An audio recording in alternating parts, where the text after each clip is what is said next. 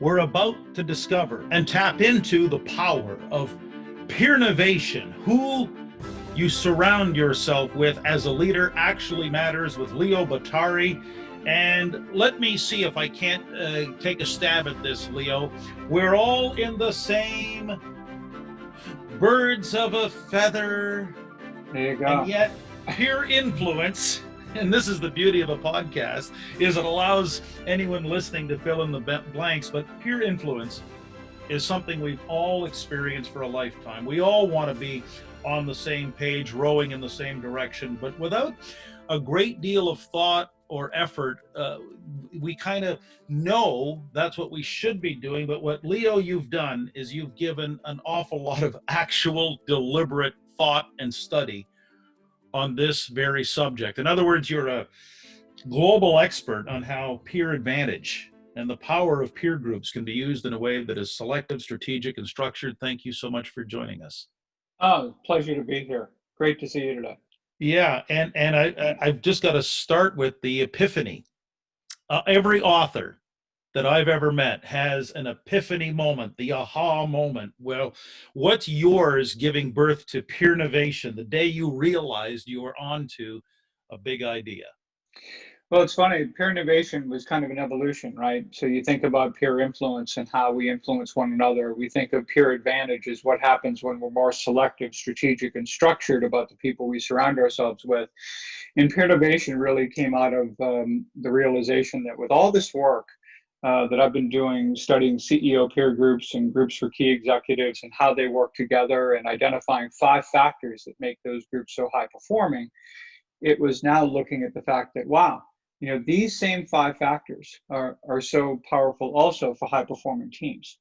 So Peernovation is really about what happens when you get a group of people who bring different viewpoints to the table, bring different skills, but share common values and a common goal, and are willing to look at things, more broadly and create something larger than themselves. And I think teams are capable of creating so much. And so I think when it was a matter of looking at these 5 factors, and the aha moment was definitely, wow, this is a game changer for teams. And so that's kind of where we are and what we're going to talk about today for a little bit, I hope. Yeah, and can you bring us to that moment? Where were you? What town? What coffee shop? What was going through your mind when 5 factors? Why 5? I'm always fascinated, Leo, and I think listeners are too. For any author, where did the germ or the seed of the idea come from? I mean, I know you're a James Taylor Shawshank Redemption fan, and those had to have creation stories. But what was yours? So I used to write a lot of blog posts at Vistage. I was actually a Vistage worldwide employee based in San Diego from May of 2010 through 2016. During that time, I wrote a lot of blog posts. And one of the things that we were always looking at was why and how are these groups so effective and what makes it work, right? So first, it was the kind of look at this kind of learning achieving cycle that we talk about, right? This idea that we learn better when we learn together, right? But the thing about a group is that we don't learn just for knowledge's sake. We learn, and what we also do together is we give each other the courage to act on that learning. And then all of a sudden, when we act on that learning and actually achieve something from it, that's something we want to do again. That was, evident really early, just in taking a lot of time and observing groups and all of that. But the thing came down to also was, all right, well, that just doesn't happen because you put a bunch of people in a room and hope for the best. There have to be some things that make this all work. So I wrote a blog post, I think it was back in 2012, that was kind of the early stages of these 5 factors. And then through the course of writing the book, which really came about, the book was published in 2016. It was called The Power of Peers. And while I was there, after having led a branding refresh for Vistage at the time, where we did a lot of focus groups, and you'd ask people, how do you get better? How do you develop? And they'd read books, they'd hire consultants, they'd go to executive development programs at Harvard or Stanford. Nobody's mentioning peer groups, right? Yet, when you think about how effective and how powerful they are, I'm wondering, well, we got to give this thing a narrative. We've got to kind of figure out what's going on here a little bit. So when and during the writing of The Power Appears, I took those kind of initial raw 5 factors and really started researching them and then pressure testing them with Vistage chairs, with tech chairs, Canada chairs, and with different leaders of peer groups all over the world, where we refined them and fine-tuned them to the point where actually in The Power Appears, they kind of are talked about like they're 5 pillars. Actually, in the book that I wrote after was What Anyone Could Do, the other epiphany, and kind of an obvious one, but they actually are a reinforcing loop. And so the right people can drive psychological safety, which then improves productivity, which then creates a context for greater accountability and then leadership. And then again, that becomes a reinforcing cycle as well. So, yeah. So it was over time, just sitting probably with a cup of coffee really early in the morning, kind of cranking stuff out. But I think the credit also goes really to the hundreds of people who pressure tested the concepts and the ideas, and I think really helped fine tune them. So for someone who's like stumbling onto this podcast and stumbling onto your work, Leo, what is the one story? Is there a defining story that illustrates for anyone listening right now the power of these 5 factors? I'm looking for something beyond, okay, here are the 5, right? And we can detail them, but is there a story that captures the essence and the magic, if you will? So that's really interesting because one of the things certainly we discover a lot is that the 5 factors are very interrelated. I will say that one of the first workshops I did was a group that was together for 18 years, and many of the founding members were still there. So here I am doing this workshop talking about how you can be, and this group's thinking, we got this. We've been together for 18 years. We got this all figured out. And I was kind of feeling a little bit of like, well, they could be right, so let's see what this looks like. But I will say, so as part of, a story at least that I think was an aha moment for them, is once they started having deep conversations around each of these 5 factors, they recognized, as high performers do, they love to be coached, they want to be better. They saw opportunities inside each of these 5 factors. They said, you know what, if we made these slight little adjustments, even though we've been at this forever, even though we think we got this, we could be even that much stronger, as a group. And it was fascinating how well they bought into this idea of using this framework. And I think it's important to talk about it in that way. This is not a prescription. I never go into a group or a cross-functional work team that I work with a company or anywhere and tell them what I think is ideal or what's best for them and all that. I help them define that for themselves. And then once we do, we use the framework where they really develop their own plan for how to bridge the gap from where they are to where they want to be. And I think that's probably one of the most powerful pieces of this. I mean, Tech Canada well, for example, and know the difference between someone who in executive session in a Tech Canada meeting who comes to their own realization, owns their own solution, and the difference between them moving forward and implementing that solution versus someone, here's what you need to do, right? And kind of telling you or getting a report that tells you what's going on. So very similarly, when you get people to own their own solution, when they can look at these 5 factors, as that longtime group did, it was a really powerful moment for them. And once I knew that I felt like we could chin the bar with a group like that, then it had utility for everyone one way or another. So let's go through those 5 factors real quickly, Leo, because I think anyone listening right now wants to know, what are the 5 factors? What's the framework? Yeah, and so it starts really with having the right people. Whether it's the right group or the right team, it really comes down to the right people. And the right people really is about, so let's take a Tech Canada CEO group, for example, right? So the right people would be what? People who share the exact same challenge of what it's like to sit in that chair and have to make decisions for an entire organization, right? They are different because they may come from different industries and they grew up in different places, or different cultural backgrounds, gender, whatever level of diversity you might have among that group.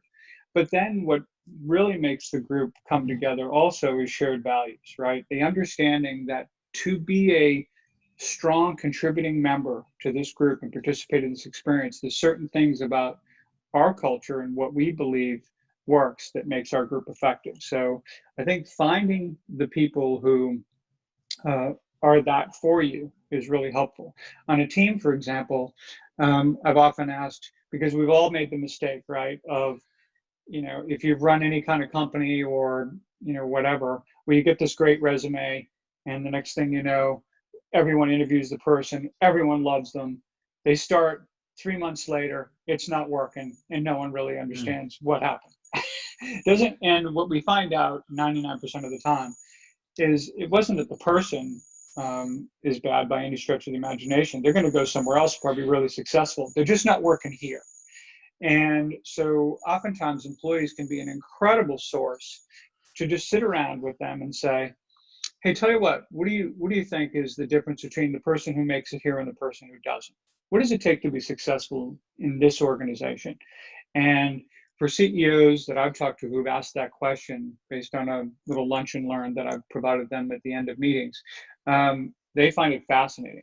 And then they figure out, now how do we interview for it? How do we assess for it? And then how do we have the discipline around passing on good people that we know aren't really probably going to work here as well as they might somewhere else.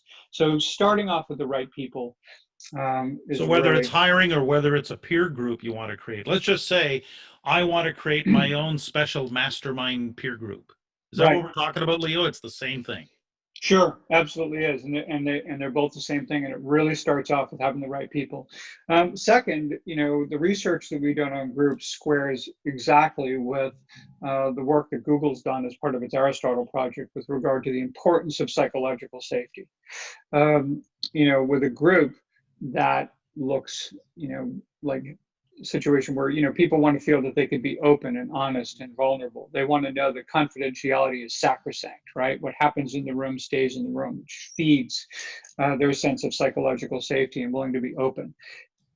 Members are part of these groups, and if you think about what they're able to do and the conversations they can have, because most of us, right, we show up in all kinds of situations where we have to put our best face forward all the time.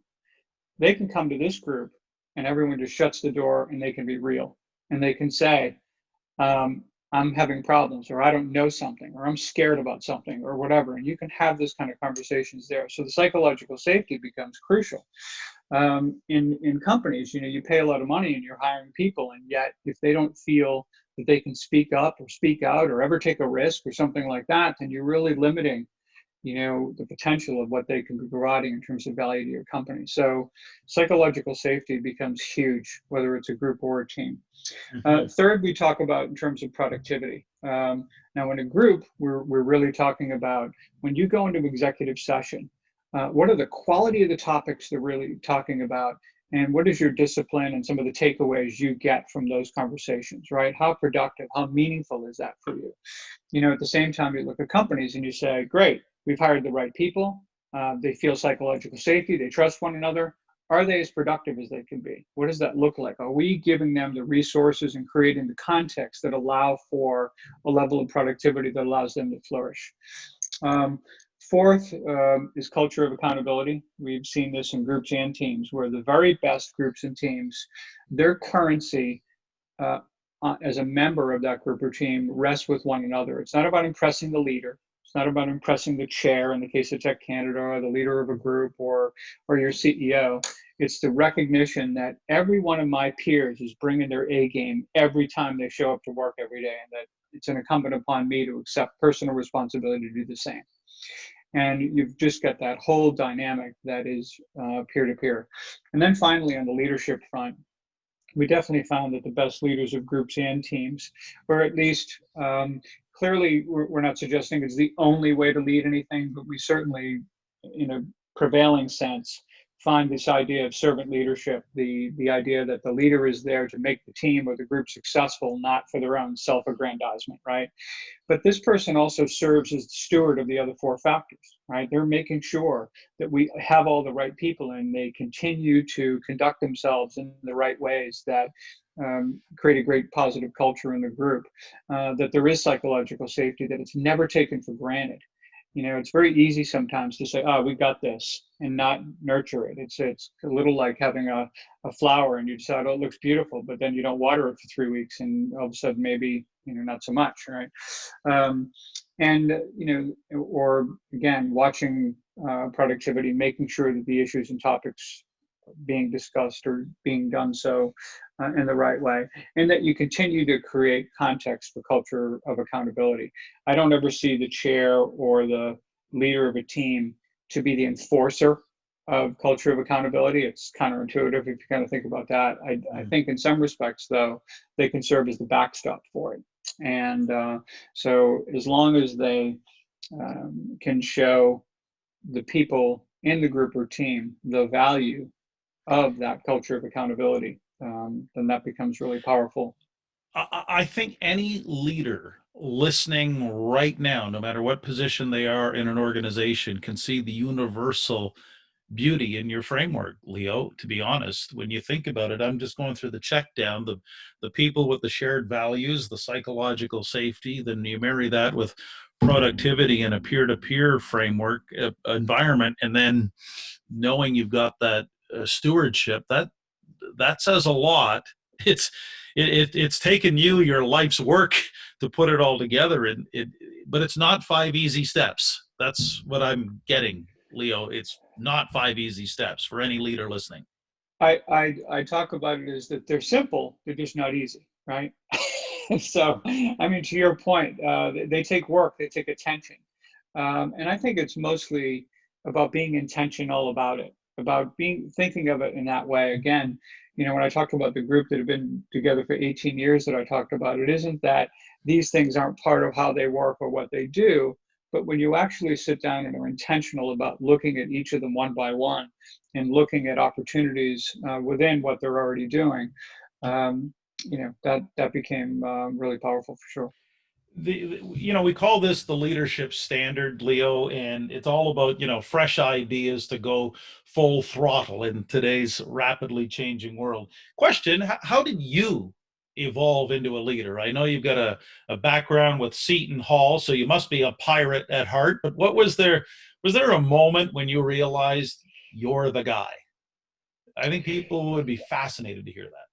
So I'll tell you one story that was kind of fun. So back in my 30s, it was probably my early 30s, I was president of a PR subsidiary for a large ad agency in Florida.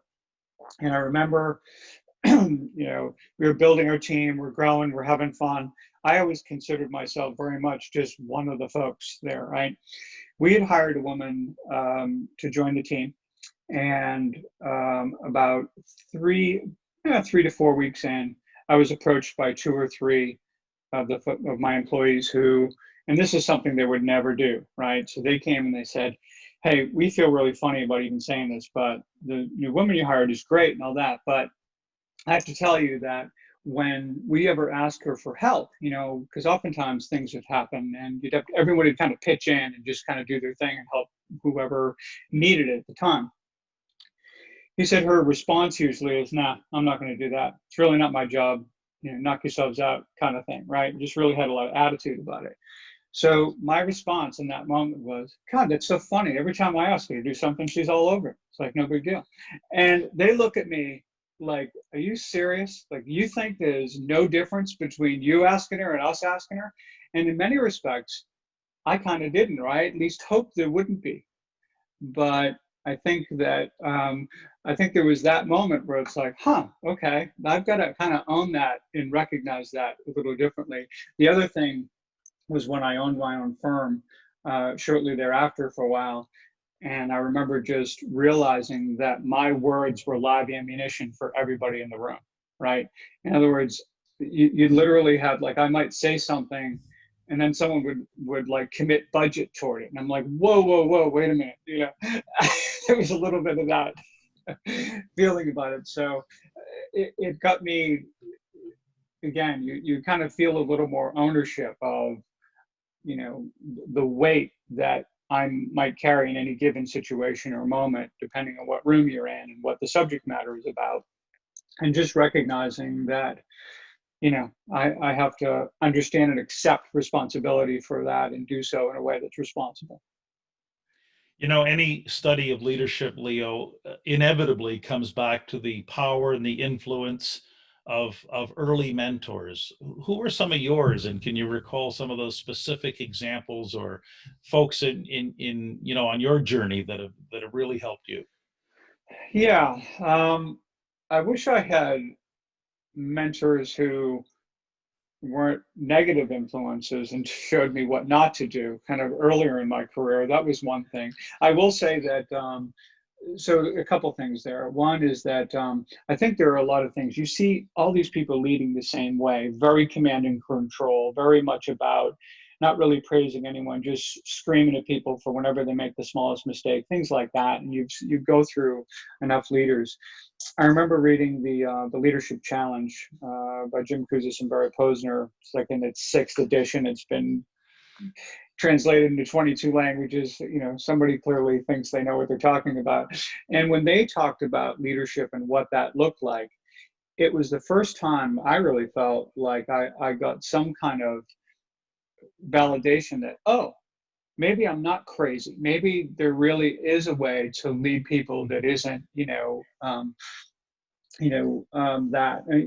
I read a book by Robert H. Thompson called The Offsite, where the metaphor for leadership in that book is not found in the hotel manager or the owner or anything. It's in the groundskeeper. And the groundskeeper is right. He's making sure that the environment for the plants to grow is what it needs to be. They're getting their water, they're getting enough sun or not. If they're in a spot where they can't flourish, they move them. All of these kinds of things that you kind of see, and he's not screaming at the plants to tell them to grow faster, right? This is a easy kind of thing to see. But then later in my career, there's no question that working with the CEO of Mullen, when I was there for a while, his name is Joe Grimaldi. Joe is an extraordinary leader. He was definitely that guy who really challenged everyone, but really supported everyone in a big way too, and really provide that incredible balance. Really cared about people. I remember we pitched an account in New York one day, and the whole team is there. We're pitching this business. It was like a 4-hour presentation. Presentation ends, he gets a call like right away, and apparently it was something very important, kind of took him away from everybody. And all of a sudden we're packing up, no one's really thinking anything of it because we got to take a plane from New York to Boston. And anyway, when we get home that night, we get this, every one of us has this email saying that what great job we did, how sorry he was that he got a call that pulled him away from the team. He felt he failed in his role as chief encouragement officer in that moment, and said that regardless of whether we win the business, we don't, or whatever, that we've got a lot to celebrate. We've got a lot to feel really good about. It made everyone in the team feel like $1 million.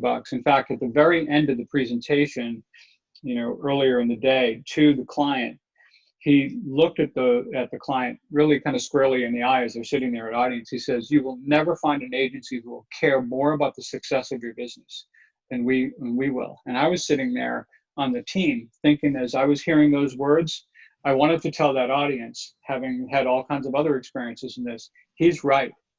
That's who he was. That's the culture he created. And I'm thinking, he just delivered that line in a way that wasn't just a line, it was real deal. And very fortunately, the client recognized that, and we won the business that day. But I think Joe Grimaldi was an extraordinary leader. And yeah. So when you unpack it all, Leo, and you think about the 2 books you've written, the hundreds and hundreds of blogs and all the presentations with executive groups, you've done all these very personal real life experiences. How would you condense and give us the Leo Bottary definition of leadership? In other words, how would you define leadership? I don't know if I can give it the dictionary definition, and I think really great leaders care about people, not just employees.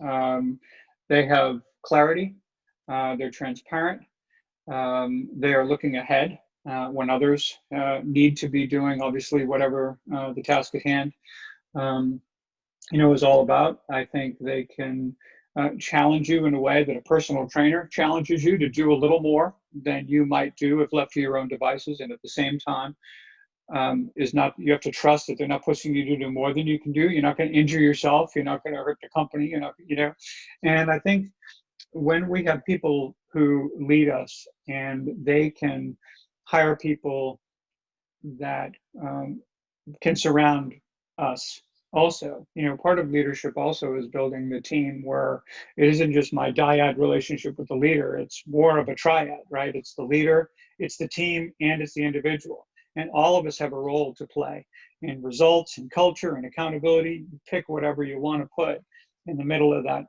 triangle. But I think leaders who do that, to me, are kind of pretty powerful and pretty good. So that's a really long answer to probably an easy question, but there we go. Leo, I'm sure you've heard this. Yeah, but it's the Leo version, and that's what we're exploring today. And that's one of the things that we find fascinating here in the Leadership Standard is it's a topic that we'll be debating and analyzing and dissecting till the end of time. You've probably heard the phrase, there's no better teacher than failure. Can you recall a vivid moment where there's something you failed at, stumbled, dropped the ball, one of those defining moments where you learn the hard way, a situation maybe you would have done differently? Sure. So there was back when I was at the William Cook Agency, and I used to handle a lot of crisis communications there.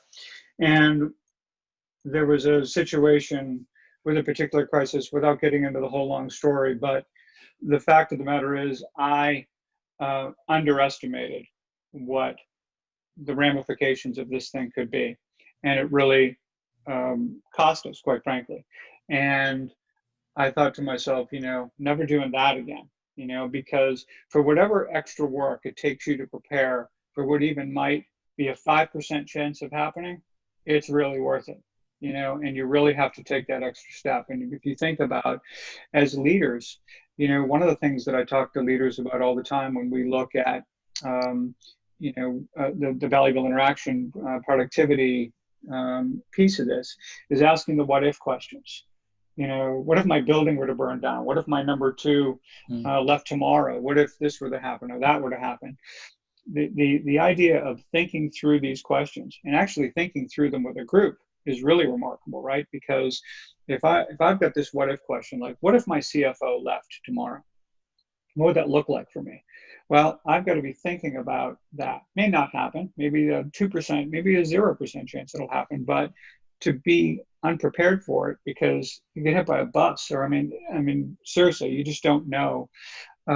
So when you sit down with a group of colleagues, again, who share the common challenge you do, and you ask the what if question, and either whether you present it openly and had everyone consider it together, or I would go to the group and say, tell you what, here's a what if question I had, here's how I've been thinking about it, what am I missing? And then I get that feedback from everyone. And with that also is a gift back to everyone in that room that will help them maybe be prepared just a little better if the same thing were happen to them. So, I think that kind of stuff and that really taught me the value of that. And by the way, the importance of that and the fact that, when we think about as leaders, what's our responsibility? Our responsibility is to have really good answers to those what if questions. I've picked up an unmistakable theme just in our conversation here, Leo, and it goes back to the 5 factors. It goes back to the essence of Peernovation. But is there one story from someone who's applied these principles, whether it's a coaching or consulting client, anyone, where it's really touched your heart? You went and said, wow, this concept really has traction in the real world, and someone's actually moved forward with this in a significant way. Yeah, and I can't name the companies specifically, but I will tell you that it was a cross-functional work team that I worked with who was very siloed in the way they looked at things. The interesting part was when I spoke to the members of that team and I said, for example, to someone, to the marketing guy, hey, what does a finance person do all day? Like when they get in the morning, what do you think this person does with their time? They don't have any idea. Now, and they said he says no to me all the time, things like that. And they would laugh. And this is how these things happen, right? I don't know their job. I know he says no to me all the time. If he says no to me enough, I'm thinking he's a jerk, he's uncooperative, and all these narratives and all these things start taking place, with people, because human beings are really bad with information gaps, right? If there's something we don't know, we're going to fill it in with our own story, whether we're right or wrong, and we're usually wrong about it. We make assumptions all the time. So I think once I felt like I was able to get people to have conversations about their jobs and the opportunities and constraints and all the things and the intent actually that people have with trying to help one another, and also to get people thinking much more in terms of the larger enterprise versus silos, right? Because oftentimes this cross-functional work team would come to a meeting and they would come as ambassadors for their department, right? Like, I'm here, I'm from marketing, I'm from HR, I'm from finance, and they're there to protect their turf and defend their people and to protect their budget and whatever it happens to be. When the reality is, when you put those people together in the room, they need to have their company hat on, not their department hat on.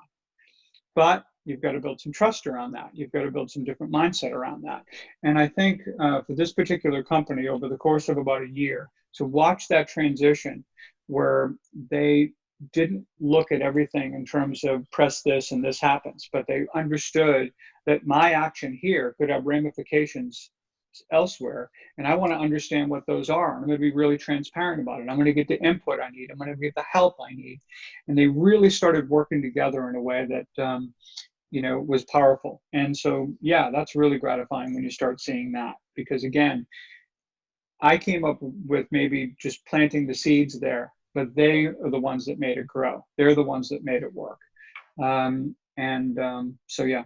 So what was the So moment that's, someone turns to you when you got it? What was the moment someone turns to you and says, Leo, it was thanks a, so it was a, much? Yeah. it was more of a follow-up when someone told me that there was some situation they had, and then they told me how they went about approaching it and how they worked on it together. And I'm thinking, you would no more have done that a year ago, but yet that was the way they attacked it and what they did, and they saw it. And again, it becomes proof of concept to them, proving it to themselves about what that looks like. One of the stories that I often tell, I'm going to go back to my time at Mullen, when you talk about culture. And so if you were to deliver a package to the front door of this ad agency, it would not be unusual to hear like people in back offices like arguing with one another in ways that you'd be like, whoa, a lot of conflict here. A lot of people don't like one another and all that, right? The reality is that when you're there, they're not fighting against each other. They're fighting for the best idea. In this culture, they kind of understood that we've got a lot of really smart people here who really respect one another a lot. The more we challenge one another, the better the work gets every single time. We're all here because we want to create the best advertising in the world. And we think the way to do that is to continue to challenge one another and do that in a way that they feel gets them to a great result every single time. So that's pretty neat stuff when you start seeing how those things work. And I'll talk about some of those stories, and there are teams that want to aspire to be that way. People want to be part of a great team. They don't want to be part of a team that's in fifth place. They want to be part of what they believe to be a team they can be really proud of. How do we make that happen? And oftentimes, again, it's giving them the framework so they can reach their own conclusions about what they believe is ideal for them. It becomes, I think, really gratifying. One of the observations I've made, and maybe you have as well, Leo, is that the best leaders are curious, always curious. What are you curious about right now? What am I curious about right now? Now I'm curious about curiosity, I think, and crawling into that. Although um, um, there's a lot of good books about that. Diane Hamilton actually has a good book about that, Cracking the Curiosity Code. So I'll give her a little plug here. But I think I'm more curious today about people and what drives them and what they care about than I probably ever was. I earlier in my career, I was definitely the typical, all right, we're all here, you're getting paid, here's the task, let's get it done. Now I pay much more attention asking people about their family, about their lives, about what's going on with them, and not just to ask them because I think it's the thing to do. I like to think that fortunately, like all of us, we are all a work in progress. We evolve as humans to, just try to be better and have a greater understanding of what really matters in this world. So I'm very much more curious about the people themselves as people versus employees. And I'd like to think that in many respects, the circumstance we're in right now, amidst COVID-19 and so many people at home and the way people are working together now, that it's allowed people time to reflect on a lot of these things that are really, really important. There are more CEOs today who are calling their people just to say, how are you doing? Not, did you get that report in on time? Not to complain about something, not to do anything like that, but just to say, how are you? And the power of that and the difference that's making in relationships in the workplace, I think has been really extraordinary. And the difference it's made with employees and relationships with one another also is huge. When I hear CEOs talk in terms of how collaboration is actually getting better in this virtual space right now. Teams are getting closer than they've ever been. And I think that's pretty great stuff. I think it's so true that there is more and more a trend towards a higher level of, shall we say, intimacy and less posturing in the business world. So in that spirit, on a scale of 1 to 10, how weird are you? Wow. It's really, I wish I were more weird than I am. You know, yeah, I'm not really that weird. I don't think. Now, other people may beg to differ, right? But sometimes I wish I were a little more weird. Like I'll I admit that. see, I find that to be, you know, I admire it. So like the little bit that I know is the James Taylor on the tape deck, probably on a mixed cassette going down a California highway. You've probably watched Shawshank Redemption a dozen times. You're a fan of the Red Sox and Larry Bird. Uh, Weirdness. Where does weirdness creep in terms of even who you admire that's weird? So, a possible weirdness was one of the things you also may have seen was that when you think about stories or plays or whatever, I think about Oedipus Rex by Sophocles. So I can be weirdly nerdy about certain things, or I will pull lessons from something that hit me for whatever reason. I don't always understand. But when I think about Oedipus Rex, for example, which, obviously everyone thinks about it in terms of, here's a guy that basically kills his father, marries his mother, pokes his own eyes out at the end of the play. And that's kind of how they think about it. And not that everyone does. Of course, everyone sees kind of the bigger lesson in this was here's a guy who understood his fate from the start, did every single thing humanly possible to avoid that fate, only to be walking right into it the entire time. And I'm thinking, now there's a life lesson, right? That every time that we think we're going to try to avoid this other thing, you have to just kind of do what's right. You're going to kind of trust the force, Luke, a little bit. You got to, not get yourself hung up, in all that stuff. So I think if anything, I don't know if it's weird, but I do probably have there's a lot of things that interest me. So I have a lot of kind of what some people might regard as eclectic kind of interests. And then I make connections with all those things in ways that I think have given me lessons that I hope others have found helpful to me as they've gotten to know me over time and feel like I said, we're all a work in progress. We're all evolving. To your point too about vulnerability and openness, I think not unlike what Jim Collins talks about with a level 5 leader was this really strong will, but I think a real healthy dose of humility, I think is really, really important. I think part of what has shaped and what I like to think is really successful about my workshop is I don't go in any, I don't walk in anywhere talking about being an expert at anything. In fact, you were kind enough to kind of confer that on me at the top of the show, but you'll never hear me say it about myself. I think anyone who's really good and really knows anything about anything remains a student of it. It's how they get better. It's how they stay current. It's how they see themselves, and they don't think that they're somehow stopped in time as some expert. Because I often wonder too, if someone's an expert and then you run into someone who knows more than you do about it, are they like more of an expert? It's like, so it just becomes kind of a silly designation. So I like to think that A, I'm a student of what I do.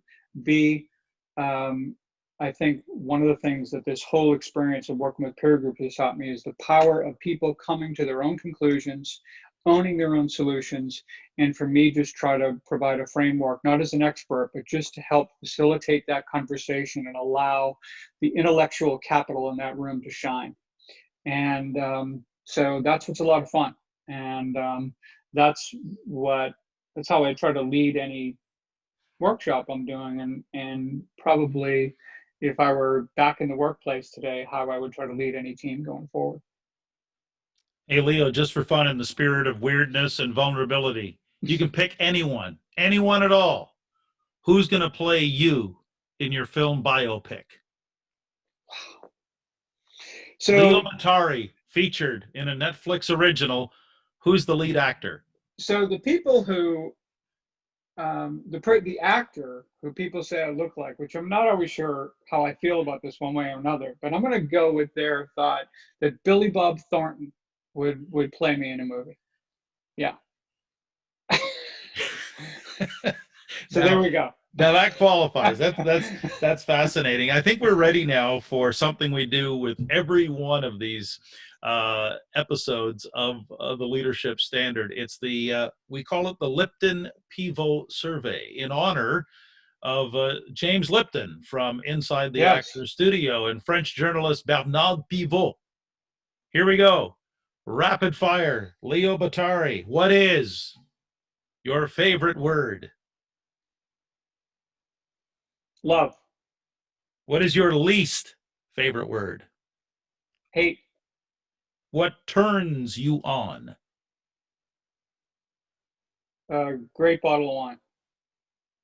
What turns you off? A really bad bottle of wine. What sound or noise do you love? The waves on the ocean.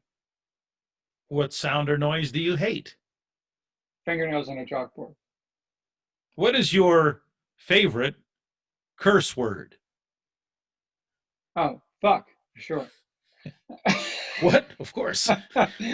It's what they would have called golf, by the way, if it wasn't taken. Exactly. Realize, but, yeah. Are you a golfer, by the way? Yes. Yeah. Okay. Good to know. Play I'm golf. filing that whether away. Whether I want to call myself a golfer, but I play. Yeah, and I enjoy it. Well, and this might be it. What profession other than your own would you like to attempt? Sure, I'll go with golf. What profession, under no circumstances, would you never do? Ooh. I would never be an airline pilot. Because the chances of me killing most of the people on board would be high. I think I may have mentioned that, yeah, any profession where there's little margin for error, you don't want me there. And if heaven exists, Leo, what would you like to hear God say when you show up at the pearly gates?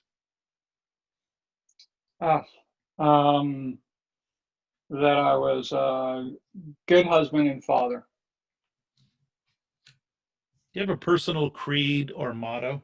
The 4 or 5 or 6 words like you live by that define you? Well, that certainly become who you surround yourself with matters. And I don't say that just from because it's convenient. I think it really matters a lot. I think the people we surround ourselves with make a huge difference in our lives. And I think the better we are at doing that, the more of a difference we can all make. We said from the top, it was, you know, birds of a feather flock together. We're all in the same boat. Do you give credence? And you just sparked that thought about you are the 5 people you surround yourself most with. I think the sentiment of it is right. I think the number is probably small. The number is probably larger than that. But I think the sentiment is fair. Leo, any parting thoughts, any words of wisdom? And of course, how do people get a hold of you? So you can get a hold of me at leo@leobottary.com as email address. You can go to leobottary.com or peernovation.co to learn all about, and there's a lot of content on there, and hopefully there'll be some things that you'll find resonate with you and be helpful. As far as any, parting words, I think that it's really important to reflect on what we're going through right now. Take the lessons from it, be thinking about how it may affect you personally, how it can affect the way you lead your teams, how they can work more effectively together, to focus on what really, really matters in this world and in this life. And I don't say that as some kind of false construct that impacts profitability negatively. It doesn't. In most cases, it's only going to make you that much more profitable, but you'll actually be more profitable in every aspect of your life, not just financially, but across the board. Leo, thanks so much for doing this. You bet. Thanks so much, Gary. Pleasure. Really appreciate Leo Bottary for joining us today. Who you surround yourself with does matter. And if you do want to know more about Tech Canada and its world-class programs, check out the website, www.tech-canada.com. What was it that Leo spoke of that made you stop and think? One of my biggest takeaways was, and he slipped it in there, but your words as a leader are like live ammunition. And so you want to choose your words carefully, but also I thought it was very helpful to understand that there is a framework about how peer groups come together. And if you see value in peer groups, whether joining or starting one, I think Leo's given some valuable insight on a framework that you can use to think your way through that. But what was your big idea, your biggest takeaway? Always feel free to share your thoughts with me. It's the email is Gair, Gair, at gairmaxwell.com. If you enjoyed the Leadership Standard, feel free to share with others in your networks. Yes, we encourage you to like, subscribe, share this content. So, because you never know, we just might be able to inspire someone else when they hear an expert like Leo, the eternal student, grab hold of the clutch, kick it up a gear, and go full throttle in this new frontier. So on behalf of everyone, Alexander, Kat, Mark, everyone at Tech Canada and the Leadership Standard, thanks so much for listening.